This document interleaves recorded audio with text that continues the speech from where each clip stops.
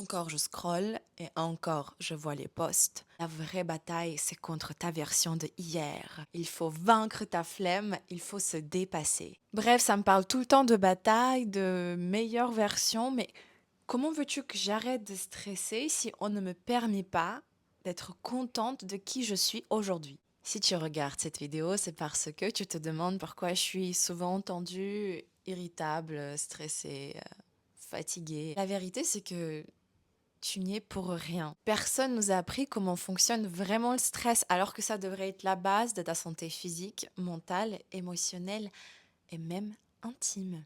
Pas d'orgasme.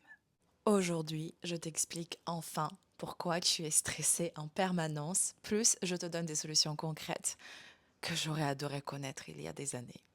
C'est quoi le stress vraiment? Le stress, c'est notre mécanisme de survie.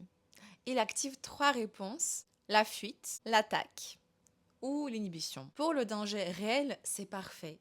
Mais par contre, dans la vie de tous les jours, ça devient un système d'alarme qui sonne tout le temps. Le vrai problème d'aujourd'hui, ce n'est pas le stress en lui-même, mais c'est quand il devient chronique. Le corps, il n'a plus le temps de redescendre. Pourquoi es-tu toujours stressé? C'est devenu une habitude. Tu as appris à vivre dans la performance, la vitesse et le contrôle. Et quand tu t'arrêtes, tu culpabilises. Pour ton système nerveux, le calme égale danger. Il préférera toujours le chaos qu'il connaît que le calme qu'il ne connaît pas. Tu ne te reposes pas assez. On t'a appris la phrase: tu te reposeras quand tu seras morte. Et le repos, c'est de la fainéantise. Du coup, tu t'épuises pour être une bonne personne et une meilleure version de toi-même. Tu vis pour réussir et pas pour le plaisir. On valorise la discipline, la productivité, le résultat, mais écouter ton corps, prendre du plaisir, être lente, vu comme égoïste. Mais être égoïste, c'est mal, n'est-ce pas? Pour être détendu, ton corps doit se sentir en sécurité. Si tu manques de sécurité émotionnelle ou matérielle, ton cerveau reste en vigilance maximum. Et tu ne peux pas demander à un corps inquiet d'être relax. C'est physiologiquement impossible. Le stress est valorisé socialement. Stress, productivité, valeur, respect. On romantise: ah, je dors pas, je cours partout, j'ai pas une minute. Et on romantise les pauses clopes, alors que ça augmente littéralement ton stress. On préfère la survie à la vie, quoi.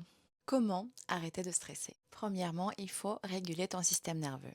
Objectif: commencer à te sentir en sécurité dans ton propre corps. Mais comment? Faire les exercices de respiration. Il y en a plein sur internet, tu peux tester des différentes. Ma préférée, c'est expirer avec le son M, car sa vibration active le système parasympathique et nous permet de se détendre.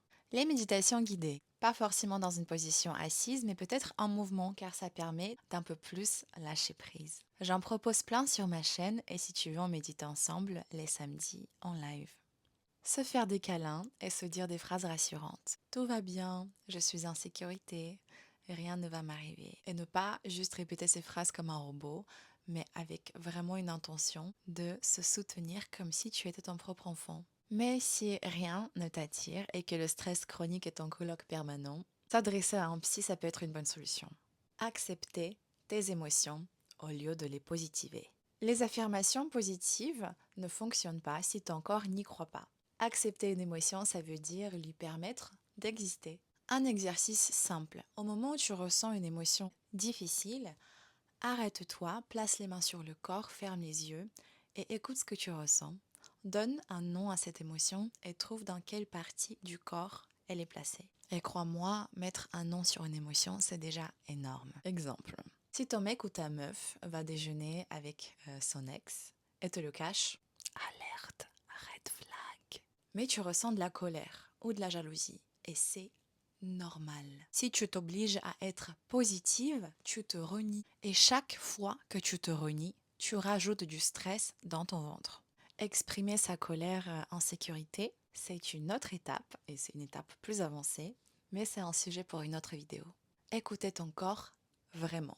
Pas faire du yoga une fois par semaine, mais apprendre à remarquer quand tu serres la mâchoire, quand ta respiration remonte, quand ton ventre se contracte, quand tu dépasses tes limites pour être une adulte productive ou pour faire plaisir aux autres.